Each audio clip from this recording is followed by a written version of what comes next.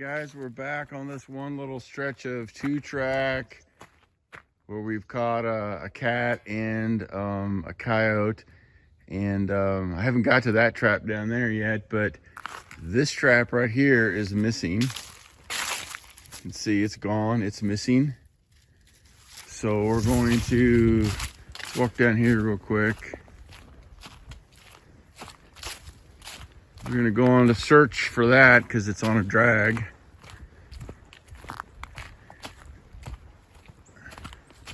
Let's just make sure that this one is not missing too, so we have to look for multiple things. Last time this was a debacle, but this one does not look like it's missing. Nope, looks like it's all in place.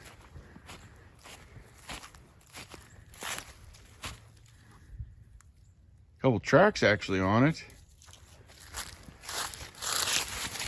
Yeah, look at that. There's a track and a track and a track. So something came here. We just didn't step where we wanted him to step. So now let's go back down here and see if we can find our other trap.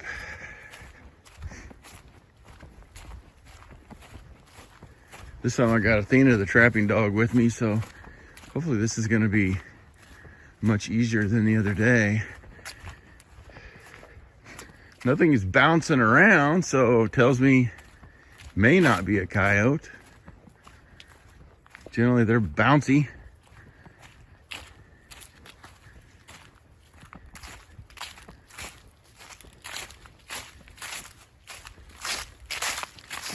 So here's where the trap was. You see a little bit of a trail right through here.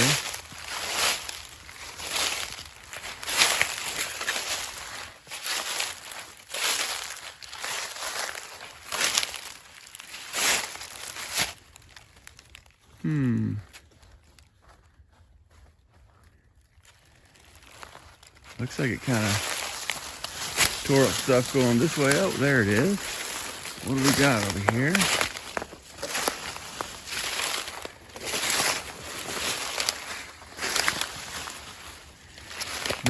Another big bobcat hung up back there in that fence and in all this brush. Here's the drag hung up right here. And there's the bobcat. Let's see if we can get around to where he is.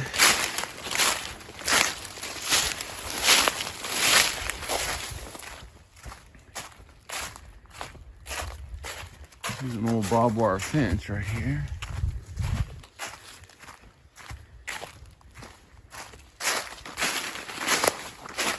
He's really hung up in here.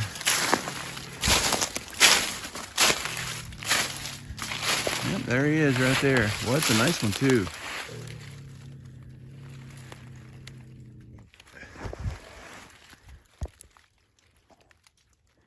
Yep, there it is, right there, just hidden back in there.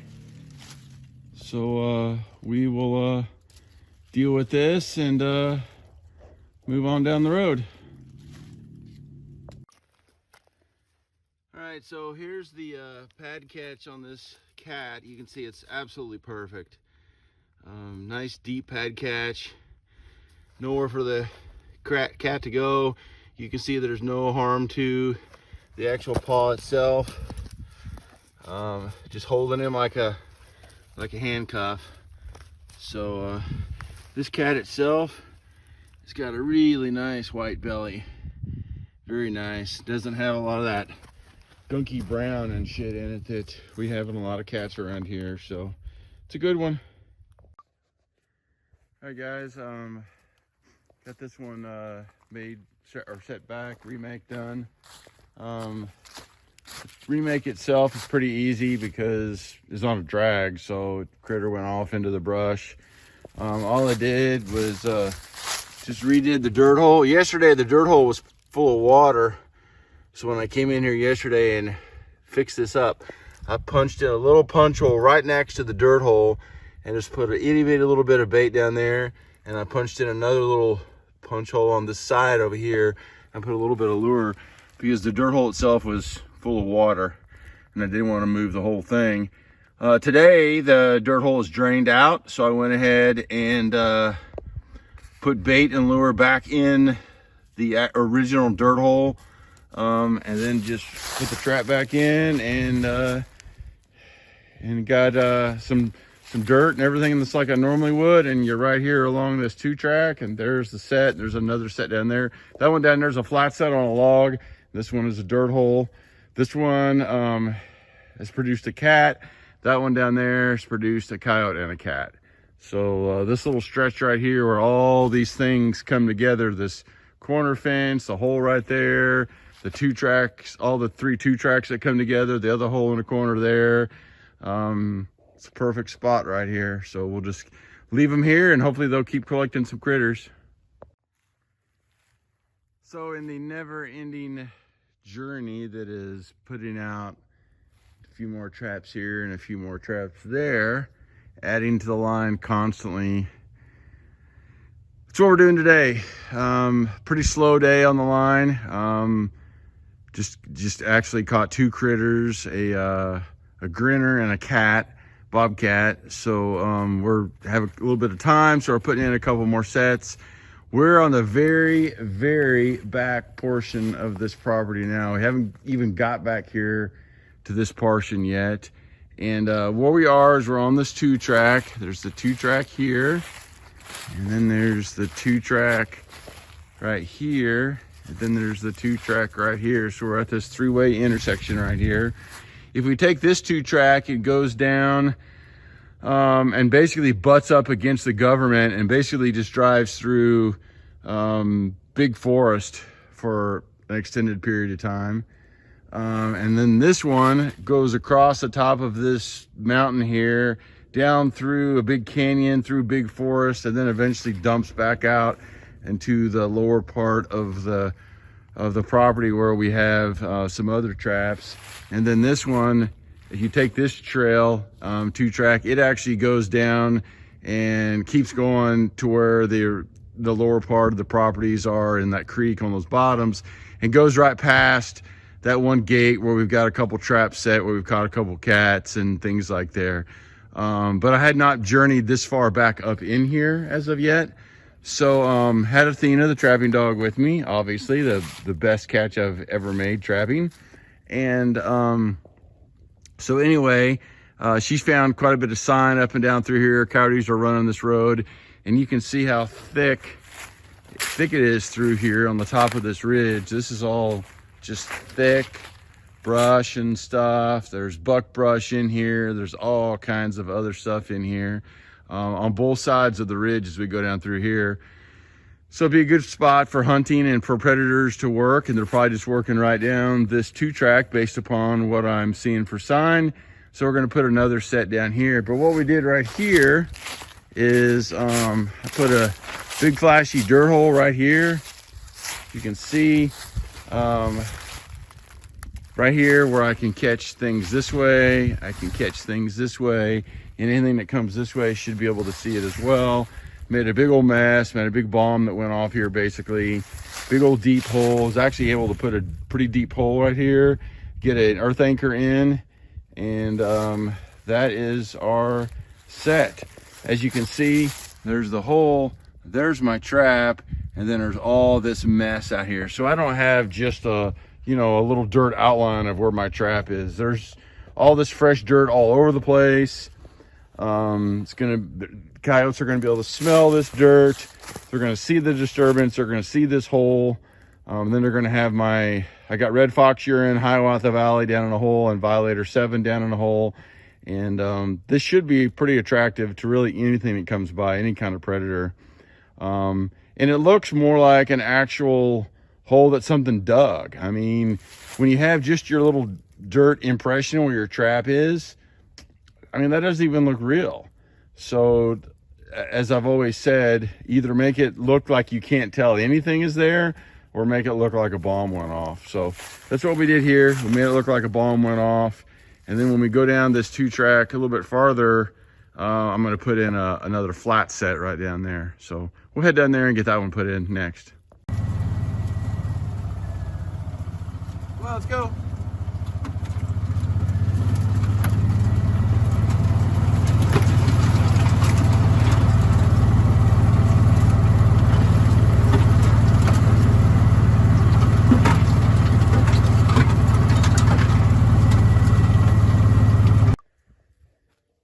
Hi guys, putting in one more set here. This kind of looks like an unusual spot. Up that 2-track is where I just put that one that's set at the intersection up there, but it's probably 1/4 mile, maybe a little bit farther than that, between 1/4 and a half up that way.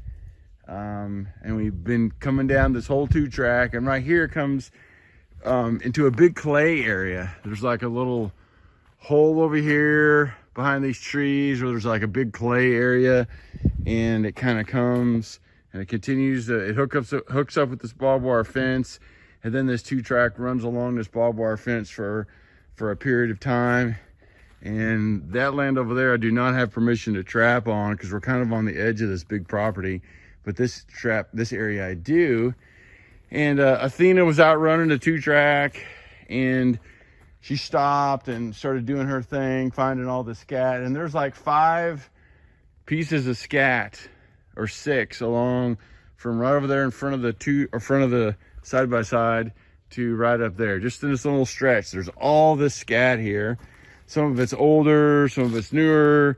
You know, it's been run over and stuff and things like that by people driving through here. But so it's not always easy to tell how old it is.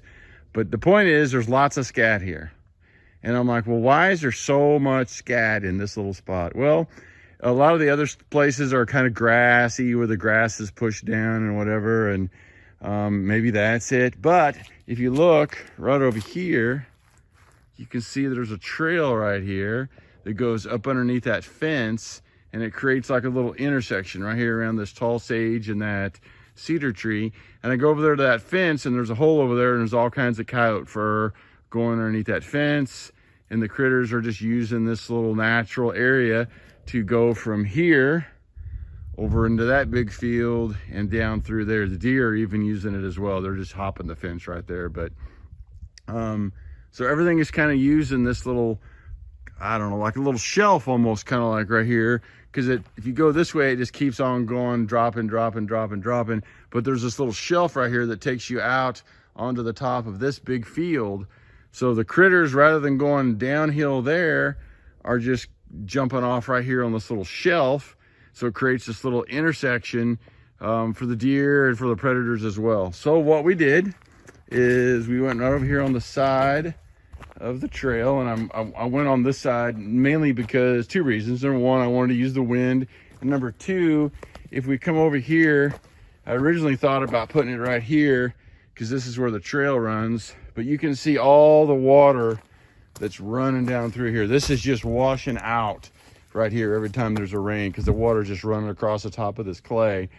So I mean, my set would be good here for a few days, but if we get rain later in the week, I'm screwed. So not want to do that. Plus I'm playing against the wind there. So I went over here and I used this piece of sage grass as a flat set. You can see I picked up some of the scat here, and I'm using that, and try to blend this in as best I could. I'm still going to try to blend it in a little bit more maybe, but I'm trying to blend it in. I put in my little punch holes, 1, 2, 3 right up in there. And I use, let's see, what did I use? I used Blackie Blends TKO. I used Bounty Hunter, Fox Hollow Bounty Hunter. And I used, in that punch hole up in that grass, I used an itty bitty little bit of Top Dog Predator bait. So I got a little bit of bait, 2 different lures. I put Red Fox urine, and I put some Coyote urine in there just to give it a little bit of both. And that's what I got. So hopefully anything that's coming down this trail or this 2-track is gonna see that scat, smell that, and then they're gonna go up in there, and hopefully we're gonna catch a critter here in the next day or so. This is also on a drag. There's this bit of clay here, but then underneath that clay, you can see right here, it's all like limestone shelf rock up underneath here. So what I did is I just pre-wrapped a drag around this little tree, have my chain coming through here, and then there's the trap. So there's the chain going out that way, and it's pre-wrapped around that little tree, and that's it. That should hold whatever critter we catch. And the only way I could really stop them here, the earth anchor was not really a viable option. So that's why it's best to have both drags you can throw out and earth anchors you can use where you need to use them.